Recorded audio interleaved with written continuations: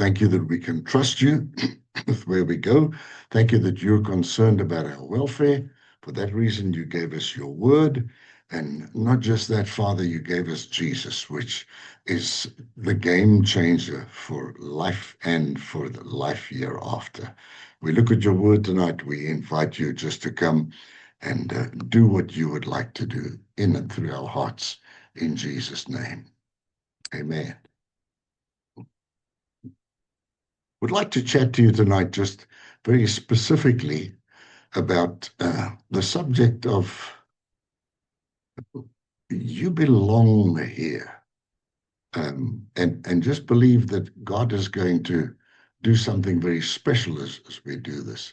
I need to get my notes correct here.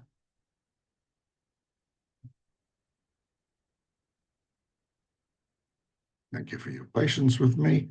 Here we go.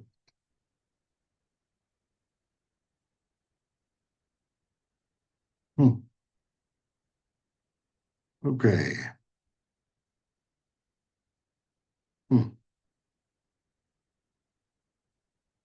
Here.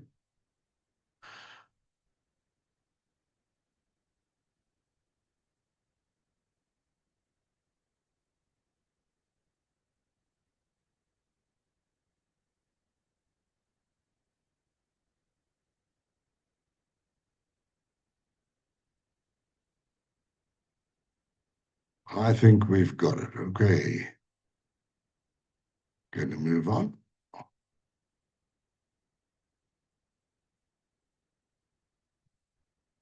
Okay.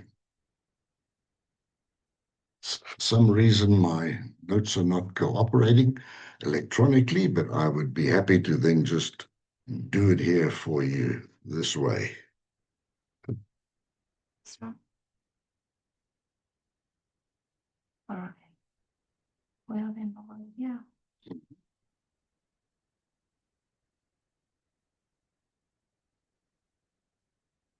Long, yeah. Yeah, that's it. That's it. In there. Okay, let's try again. There we go.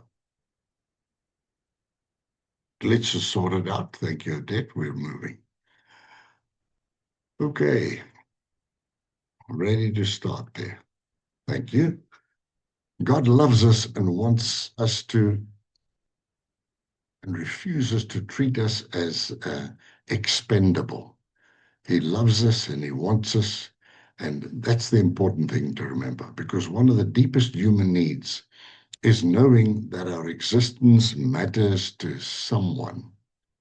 And there's a question underneath many of the questions that people ask about. Not simply, am I successful? Am I good enough? Do people approve of me? The deeper questions are often far more vulnerable. Like, do you see me? Do you hear me? Do you want me? And is there still place for me? Let's consider these tonight. Much of what we call an identity problem is actually a belonging problem deep underneath. When people feel unseen, unheard, unwanted, or disposable, something inside them begins to contract. Confidence weakens, courage retreats, comparison increases, people pleasing grows, and performance becomes exhausting. Then inevitably we start to fight for the things that love was meant to give us freely.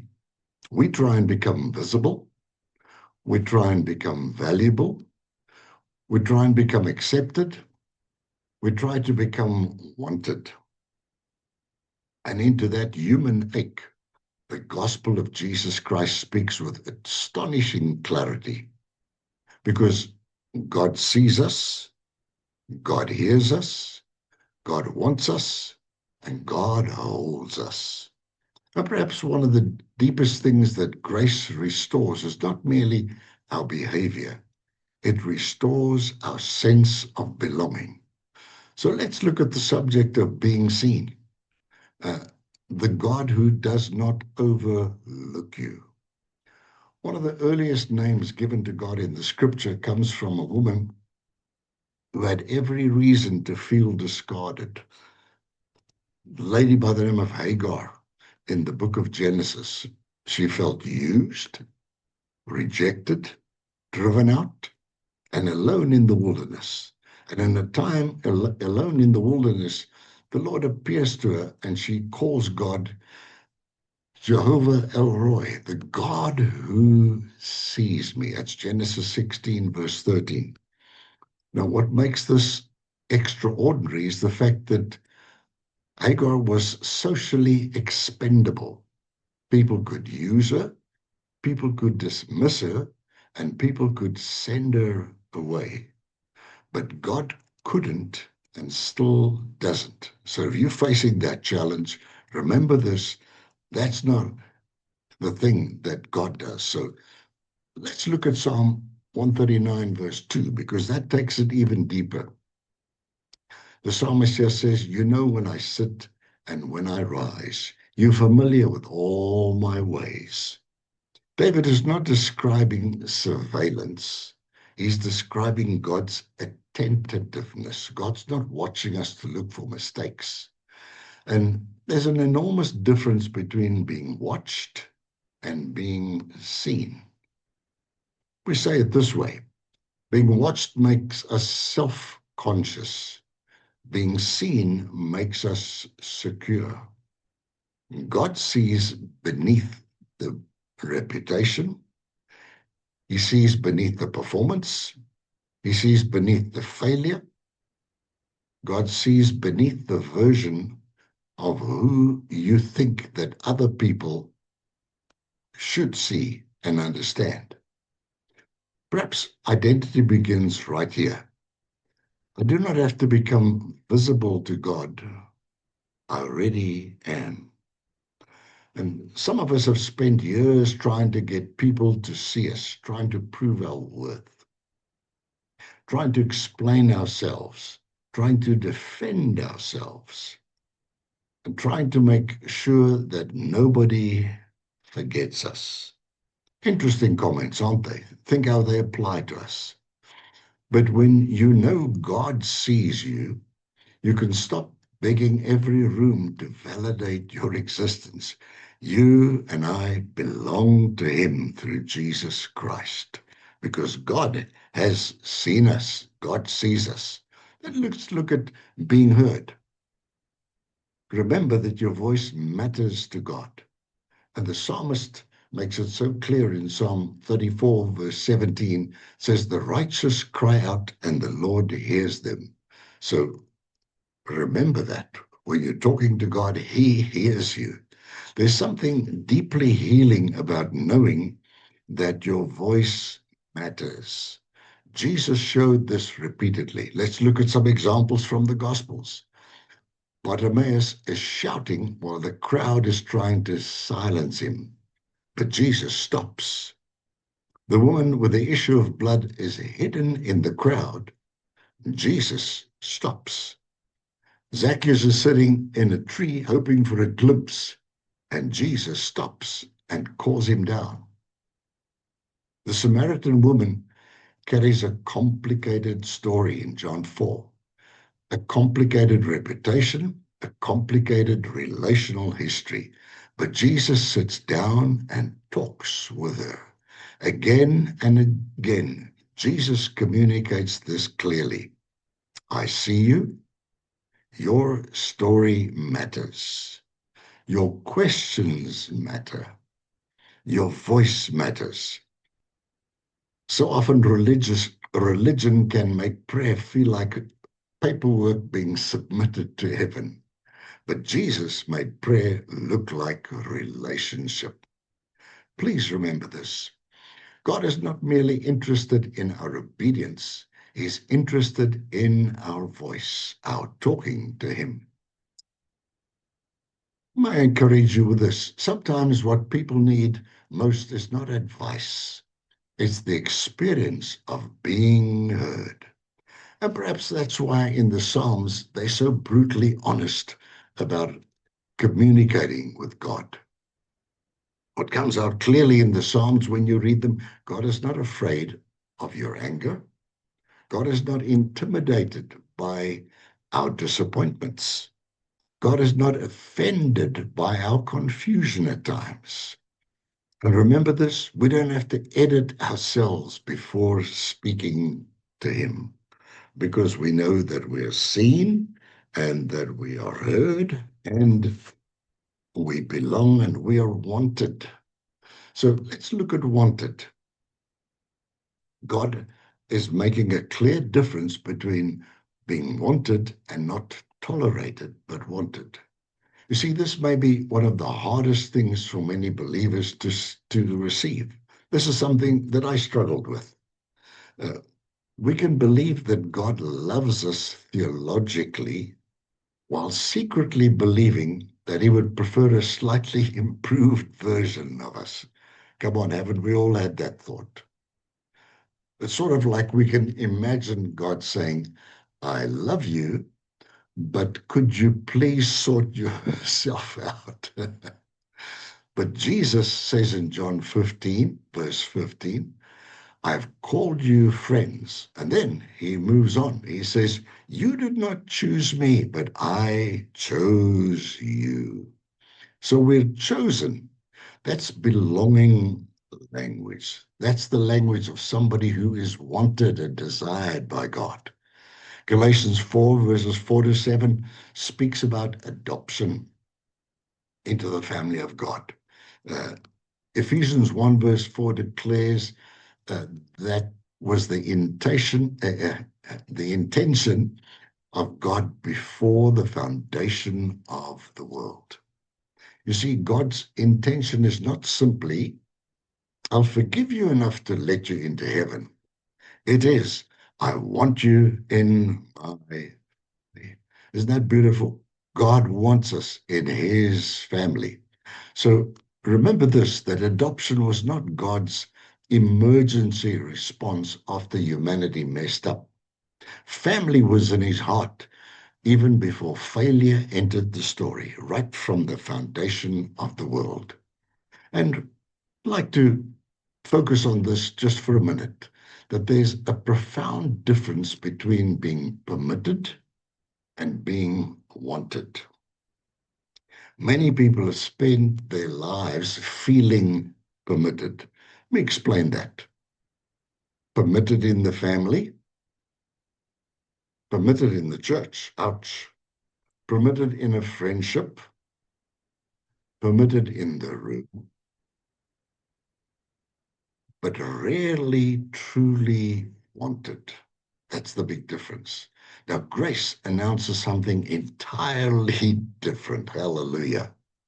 You and I are not God's reluctant accommodation choice. The word tells us in Colossians 1 verse 27, in us dwells Christ, the hope of all glory, not reluctantly, but lovingly. So you and I are his beloved.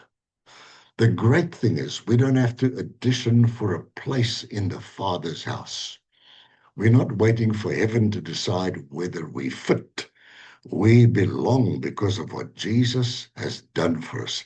The Father gave us Jesus Christ to make it possible for us to belong, to be seen, to be heard, and to be wanted. Isn't that beautiful?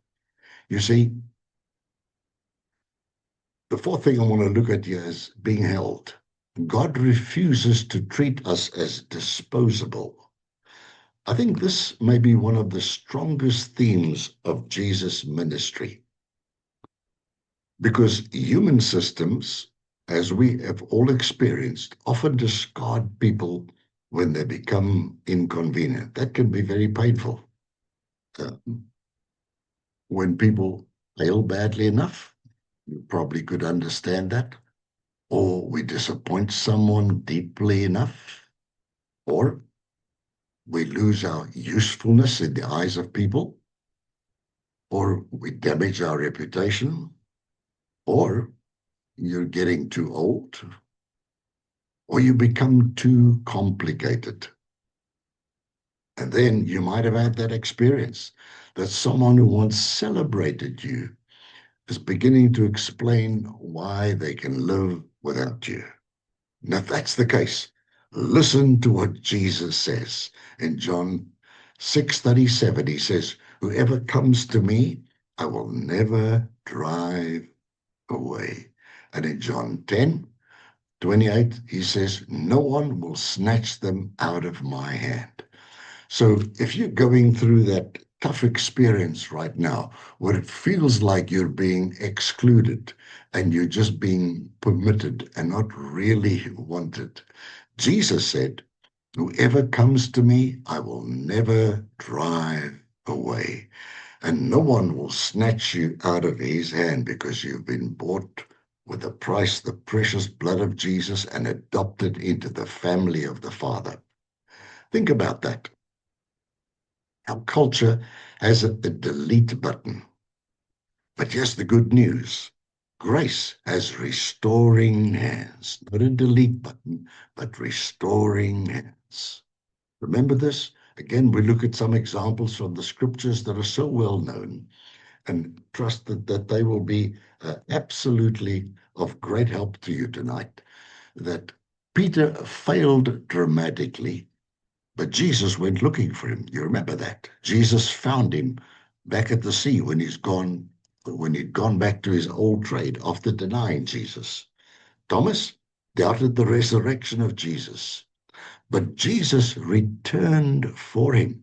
So when you think you've failed God, he'll come looking for you. When you doubt him, Jesus returns. The story of the prodigal. He wasted everything, but the Father ran toward him. Can we see there's no exclusion? The gospel is inclusive. And then one that I think boggles so many people's minds is the thief on the cross had nothing left to offer. He couldn't make restitution. He couldn't repair his reputation. No ministry opportunity for him. No opportunity for him to prove his sincerity. And still, Jesus made room for him. When we look at those examples, isn't that beautiful to know that there's room for us because Jesus makes room for us? So what I'm trying to get across to you here tonight is the message is unmistakable. Your usefulness may change. Your circumstances may change. Your reputation may even change. But God's desire for relationship with you does not. People may conclude that you are finished, but grace does not. How beautiful to know that you and I are safe and secure in the love of God, not dependent on the opinions of people or the opinions of society, that we know we can trust God with our future, that he sees us, he hears us, he wants us, and he holds us. Now, with that comes belonging, because belonging is where real courage begins when we deal with these issues.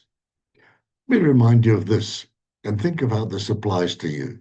When people feel seen and heard, wanted and held, something begins to change inside them, because everybody wants to know, is my life important to other people? Is my existence important to other people? And of course it is to God, because belonging produces security. Security develops confidence, and confidence releases courage. Come back to those statements a bit later, but keep them in mind. Let me illustrate it this way for you. Think about a child entering an unfamiliar room, and as children, I'm sure we all had those experiences. If the child knows nobody, insecurity rises and uncertainty straight away. But the moment they see their father sitting across the room, something changes. Notice that the room has not changed. The people have not changed. The risks have not changed. Their awareness of belonging has changed. And that's what the awareness of the Father's love can do in us and for us. What a difference it makes when we know that we're seen, we're heard, we're wanted, and we're held. And when we receive or we experience rejection on one of the deepest levels from family. Psalm 27, verse 10, the psalmist says, though my father and mother forsake me, the Lord will receive me.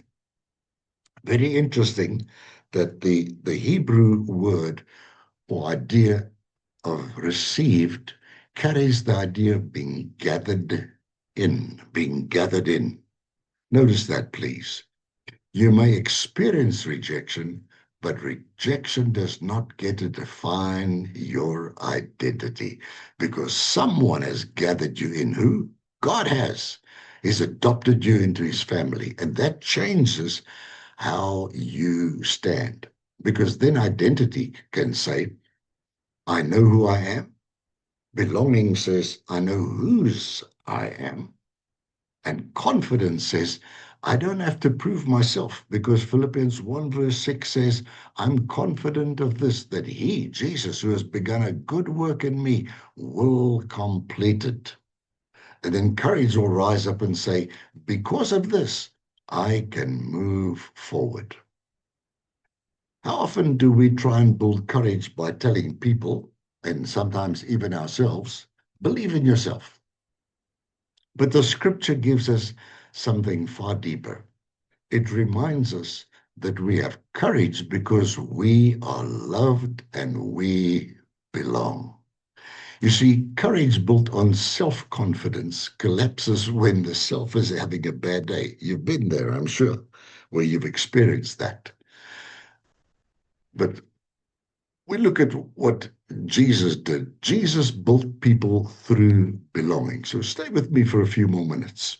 We look at the disciples. Jesus did not wait until they were impressive before he chose them. Look at some of their reputations. Peter was impulsive. Thomas doubted. James and John, called the sons of thunder, they had ambition problems, probably way beyond their maturity at the time. Matthew had a very questionable reputation as a tax collector. So the disciples were not exactly heaven's polished leadership team. They were more like God's workshop than God's showroom. But notice this, and aren't we all part of God's workshop where he brings changes? Jesus did not demand transformation before belonging. He used belonging as part of the environment of transformation. Because religion often says, behave, believe, then maybe you can belong. And how does Jesus treat that? Jesus repeatedly creates another movement. You remember what he has said? Come unto me, so come near. Get to know me, be known, encounter my love, and then discover who you are. And then watch what grace begins changing. Isn't that beautiful? That's the heart of the Father through us presented there. Because Romans 2 verse 4 tells us that it's God's kindness and goodness that leads us to repentance. Well, transformation grows remarkably well in the soil of secure love. That's the love that God has for us. We're secure in his love. And if you'll stay with me just with this when I say, let's look at the wound beneath our behavior at times. Because sometimes the behavior is not the deepest issue. Behind the anger may be, do you see me? Behind criticism, do I matter? And behind jealousy, is there enough love for me too? Behind performance, will you still want me if I stop achieving? And behind people pleasing, if I disappoint you, will I lose my place, very normal reactions. And then behind shame, if you really knew me, would you still choose me?